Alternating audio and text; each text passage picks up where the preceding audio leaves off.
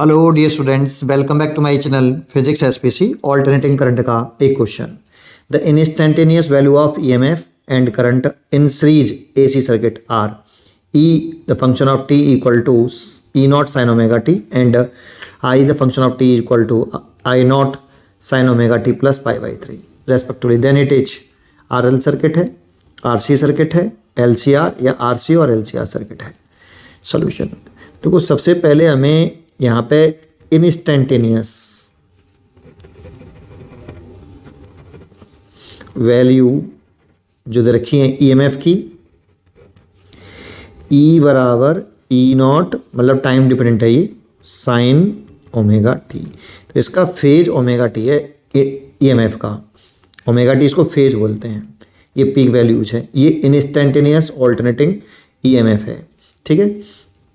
And दूसरा instantaneous current की equation जो रखी है हमें, ये I not sine omega T plus pi by three है।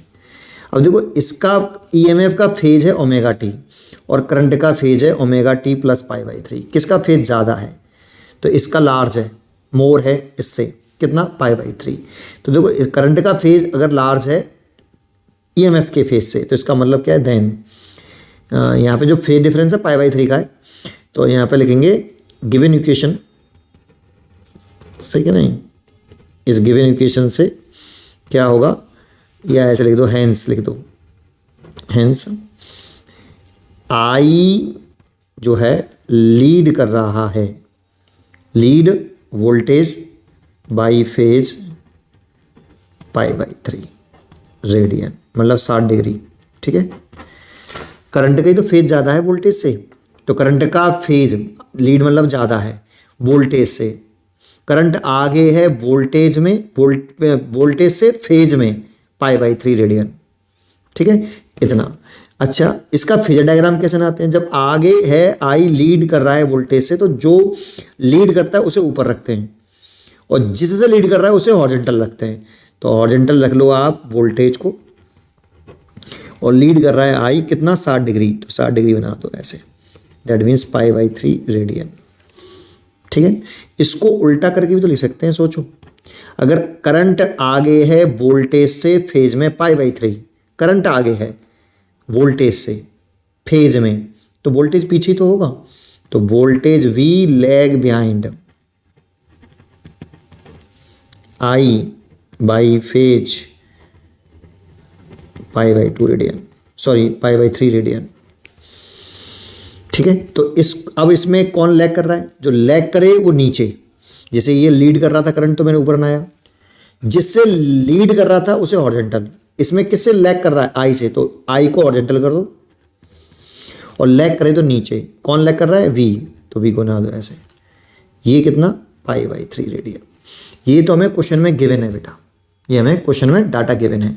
अब इससे कौन सा सर्किट का डाटा मिल रहा है वो चेक करना पड़ेगा। तो पहले मैं चेक कर रहा हूँ ए, आर एल सर्किट को चेक करते हैं इससे मिल रहा है कि नहीं। तो आर एल सर्किट की बात कर रहे हैं,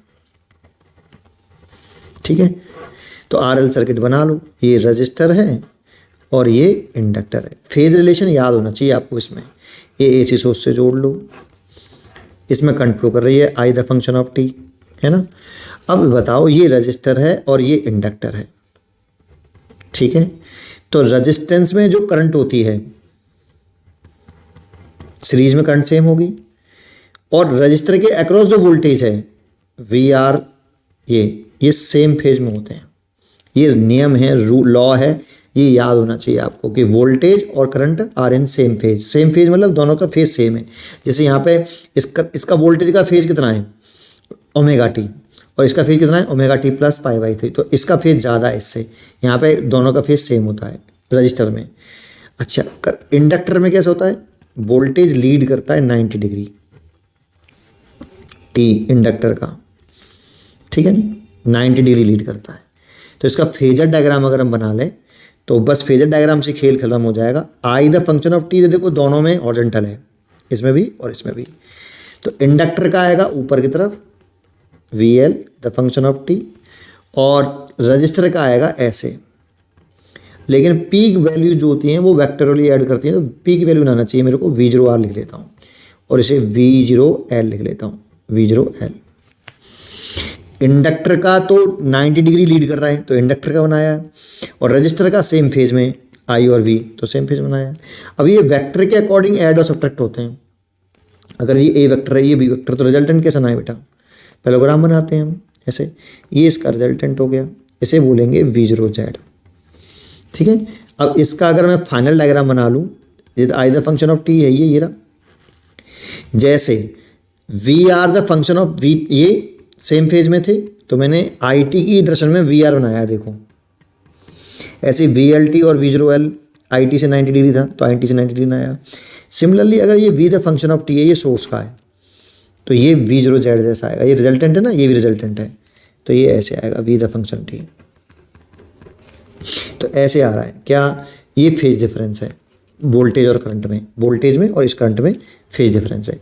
क्या ऐसा है, देखो आई अगर मैं हॉरिजॉन्टल ले रहा हूँ जिसमें भी आई हॉरिजॉन्टल है और वोल्टेज नीचे है, इसमें ऊपर है, इसका मतलब RL सर्किट तो नहीं है। ठीक है, ऐसा नहीं है बेटा। ये इसके साथ कंपेयरिंग इसलिए कर रहा हूँ क्योंकि मैंने आई यहाँ रखा है हॉरिजॉन्टल और वोल्टेज ऐसे रखा है। ठीक है, तो ये वाला सर्किट तो नहीं है। चलो अगर अब आगे पहुँच जाएँ हम किस में, दूसरा चेक करते हैं RC सर्किट। इसने बोला RC सर्किट, तो RC सर्किट ले लेते हैं, इसमें चेक करते हैं RC सर्किट में। तो RC सर्किट में R आपका ऐसे और C ऐसे, ठीक है, और AC सोर्स से जोड़ दिया। इसमें current I the function of T, इसका total voltage V the function of T। Register है, ये कैपेसिटर है, तो रजिस्टर में तो भी बताया मैंने I the function of T और VR the function of T same phase में होते हैं, बिल्कुल सेम ही लिखा है। देखो रजिस्टर में तो सेम ही होता है, ये हम कभी बदलता नहीं, रजिस्टर के लिए यही रहेगा। लेकिन ये इंडक्टर था तो इसमें वोल्टेज लीड करता है 90 डिग्री आई टी से। ये कैपेसिटर है, कैपेसिटर में लैग करता है बेटा, VC फंक्शन ऑफ टी। ये टाइम डिपेंडेंट वोल्टेज लिखा है, VCT का मतलब क्या है, कैपेसिटर के क्रॉस टाइम डिपेंडेंट वोल्टेज, है ना। ठीक है, इसका अगर मैं फेजर डायग्राम बनाऊं तो कैसे बनाऊंगा, आई तो हॉरिजॉन्टल है दोनों में, देखो वोल्टेज का लिखूं तो ऐसे बनाऊंगा, V0R लिख लेता हूं। पीक वोल्टेज को वेक्टोरली ऐड करते हैं। R वाला देखो सेम फेज में है तो मैंने सेम फेज में लिखा है।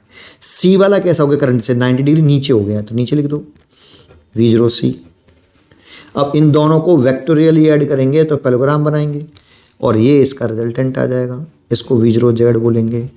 अगर हम इसका फाइनल डायग्राम बनाएं तो V0Z इसका लिए होता है सोर्स के लिए, टोटल वोल्टेज होता है पीक वोल्टेज, तो इसका फाइनल डायग्राम बनाएं तो I the function of T, और जैसे V0Z है वैसे ही VT होगा सोर्स वाला, ठीक है ना, VT ऐसे। ये ऐसे आ रहा है बेटा भाई, तो क्या ऐसे ही है, देखो बिल्कुल बिल्कुल ऐसे ही है। हमारा जो क्वेश्चन था उसमें V I से लैग कर रहा था, V लैग ही कर रहा है I से, V नीचे है और I ऐसे हॉरिजॉन्टल, ऐसे ही मैच कर रहा है, तो ये सही है RC सर्किट। बच्चे कहते हैं तो कि RC सर्किट आंसर हो गया, नहीं, अभी चेक कर लेना। LCR सर्किट उसने ये वर्ड लगाया ना और यहाँ पे नहीं लगाया, तो ये वाला भी चेक करना पड़ेगा, LCR सर्किट भी हो सकता है वो। LCR सर्किट उसमें देख लेते हैं। अगर मैं LCR सर्किट में ले लूँ, LCR सर्किट ध्यान से सुनना, L है, C है और R है, AC सोर्स लगा दिया है, ठीक है। तो देखो रजिस्टर का तो सेम फेज में होता था, अब तीनों को एक साथ बनना है। यहाँ पे ये रजिस्टर है तो I the function of T, current same है, सब में सीरीज में लग रहे हैं, करंट सेम है, और VR the function of T same phase में होते हैं। कैपेसिटर में देखो कैसे बनाया, ये रहा, ये सेम ही रहेगा, ये बदलता थोड़ी है। I the function of T और VC the function of T lag करता है, देखो ये लाना है। और इंडक्टर में ये इंडक्टर है, ये कैपेसिटर है, ये I the function of T तो ऐसे रखा है हॉरिजॉन्टल, और L the function of T ऊपर की तरफ सेम बनाया है, देखो ये वाला VLT। अब इसको फेजर डायग्राम बना लेते हैं। I द फंक्शन तो हॉरिजॉन्टल रख लो आप ऐसे, I the function of T, और V0R सेम फेज में है, देखो I और VR। L वाला बना लेते हैं, ऊपर है V0L, और ये V0C नीचे होगा। अब यहाँ पे 3 कहानियाँ हो सकती हैं जिसमें से 2 कहानियाँ हमें सोचनी है। पहली, अगर V0L बड़ा है किससे, V0C से, है ना, तो वेक्टोरियली ऐड करना है बेटा। अगर मैं ये मान के चलूँ तो देखो V0L बड़ा मानूँ V0C से, तो डायरेक्शन ये वेक्टर के अकॉर्डिंग ऐड होते हैं, सब्ट्रैक्ट होते हैं। तो इन दोनों की डायरेक्शन कैसी है? अपोजिट। और वेक्टर मान है डायरेक्शन अपोजिट है तो सब्ट्रैक्ट करते हैं, ऐड करते हैं, सब्ट्रैक्ट करते हैं। इसीलिए इन दोनों का रिजल्टेंट आ जाएगा ऊपर, क्योंकि V0L बड़ा है। तो V0L बड़ा है V0C से। पेन गया, दूसरा पेन लेता हूँ, V0C से। ठीक है, अब इन दोनों का रिजल्टेंट तो ये आ गया। अब इसका रिजल्टेंट निकालें तो पैरेललोग्राम बनाना पड़ेगा, ऐसे आएगा V0Z। ठीक है, तो इस वाले केस में I the function of t, जिधर V0Z होता है उधर ही VT बना लेते हैं। क्या ऐसे ही फिगर है हमारा जो क्वेश्चन में गिवन था? नहीं है, देखो, है ना। तो बच्चे कहते हैं LCR सर्किट नहीं है। नहीं, इसमें भी तो एक केस लिया है आपने, V0L ग्रेटर देन V0C, है ना। इसका एक केस और ले सकते हैं हम। कौन सा सर? कि अगर V0L छोटा हो और V0C बड़ा हो, है ना, तो उस वाले केस में भी एक सिचुएशन बन सकती है। I the function of t V0L और ये V0C और ये V0R। अगर ये बड़ा है इससे तो सब्ट्रैक्ट करेंगे तो इसकी वैल्यू बचेगी, तो ये नीचे की तरफ बचेगी V0C माइनस V0L। अब इसका रिजल्टेंट लेंगे तो V0Z ऐसे आएगा बेटा, और V0Z ऐसे आया तो I the function of t और VT फंक्शन ऑफ t ऐसे आ जाएगा। और ऐसे आया तो देखो बनना है हमारा जो क्वेश्चन था वैसा बनना है। देखो ये रहा।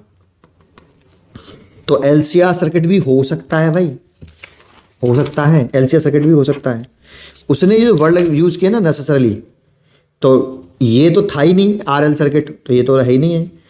ये भी नेसेसरली वर्ड क्यों है कि होना ही चाहिए RC, जरूरी नहीं है बेटा। इसमें भी वर्ड यूज़ किया होना ही चाहिए LCR, जरूरी नहीं है। RC भी हो सकता है और LCR सर्किट भी हो सकता है, D, है ना, कैन बी लिख दिया उसने। तो इसीलिए जो बेस्ट चॉइस है इसकी वो ये है। उम्मीद करता हूँ कि आपको ये जरूर समझ में आया होगा। पढ़ते रहिए और खुश रहिए।